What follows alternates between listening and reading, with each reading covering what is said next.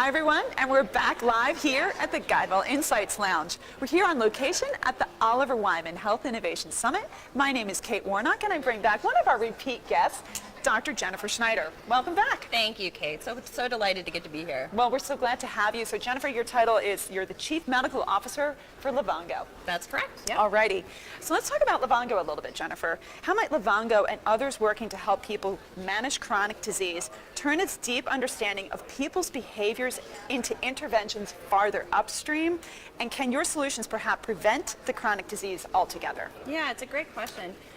So what we do at LaVonGo is we actually capture data and we use the data to help nudge behavior changes. So you can imagine a world where you start to see your trends and patterns. For us, it starts with blood glucose for our people with diabetes.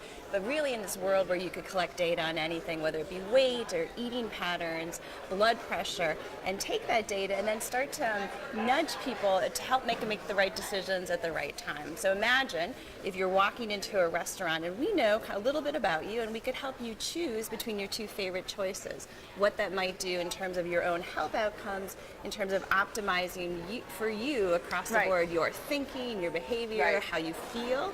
And so that has implications both in chronic conditions, but really across and throughout life. And so chronic conditions is just one way of saying, you know, we have a disease that we need to think of and take care of, but that's true for all of us without a chronic condition. You're still trying to optimize for yourself at any given time. Right.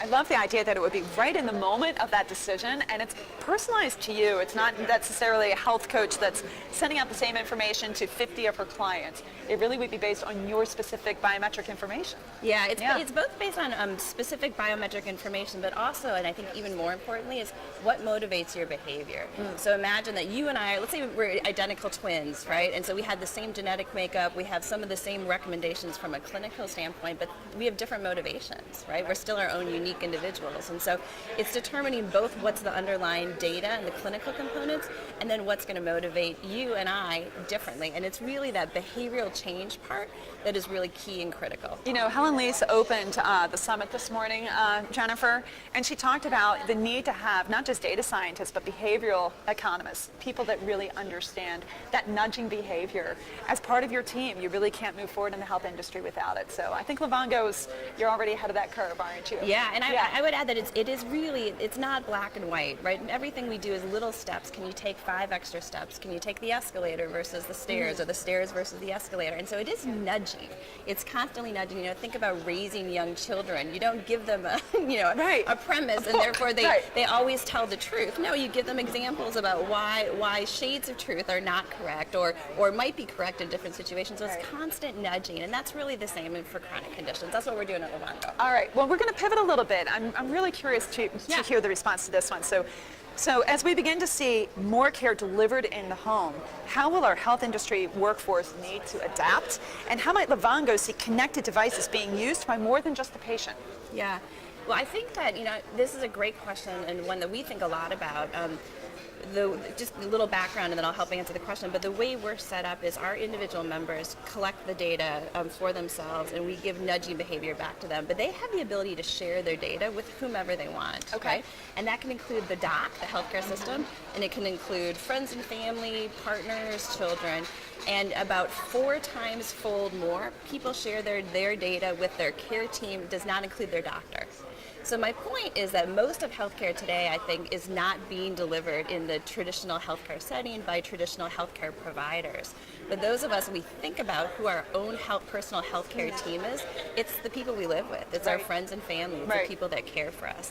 And so it's really allowing, again, the data and the recommendations to go back to those people. Who cooks in the family? That's the person who would want to see kind of the health outcomes for the group of the family versus, the nutritionist who gives a recommendation once every couple of months to the individual member. So that care setup is really starting to change and to alter, and we have the ability to help again nudge behaviors not just for the individual person but for the whole care team, and that's really what makes the difference. There's multiple studies that show if you are friends with people who smoke, you're much more likely to smoke. Right. So health really is social, and so again, your tool is right there and enabling hopefully all the right social connections that you want to make. So That's right. All right, last question for you, and this one is an opinion. So, all right, so you are an expert. If everyone looks at Dr. Schneider's LinkedIn profile, you'll see that it's master's, right, in health services research? That's right. Master's, a geeky right? doc who likes numbers. Geeky doc who likes numbers, and she's so pretty too. So, how would you answer the question Susanna Fox posed last week to her PCORI panel? So, she said this: how might we get the right evidence at the right time to the right people in a way they can understand and make an informed choice, especially patients? Yeah. All right. Well, first of all, Susanna Fox is very bright and geeky as well, so Yeah. I love her. I'm a big fan. It's a really great question, and it's hard. I would say there's been a lot of attempts that just giving people information will help them make the right choice, and we've seen that fail time and time again. Information needs to be available, but there needs to be some sort of explanation. And Context. Context, Right. right. And so if you think about the problem solving in another industry, like car purchasing, like can most of us now feel comfortable going to buy a car? Is there enough evidence? There is enough interpretation of that evidence to understand what fits us?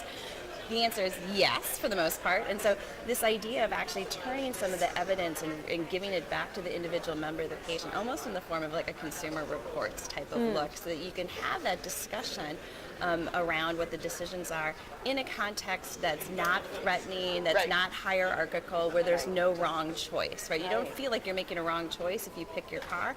You might feel like you're making a wrong choice if you're sitting in a surgeon's office deciding not to have a surgery. Right. And so I think there's a little bit of the information, but also the context setting in which we're allowing individual people to interpret that information. So really what you're talking about is it's a much more humane approach, and that's something that I think really resonates, certainly with all the thought leaders that are here at the Health Innovation Summit. So Jennifer, it is always a delight Yeah, to be sitting able with to you, Kate. speak Really with you. fun. Yeah, thank you so much for being here. Thank you. And we're going to be up with another guest really soon, so please keep watching.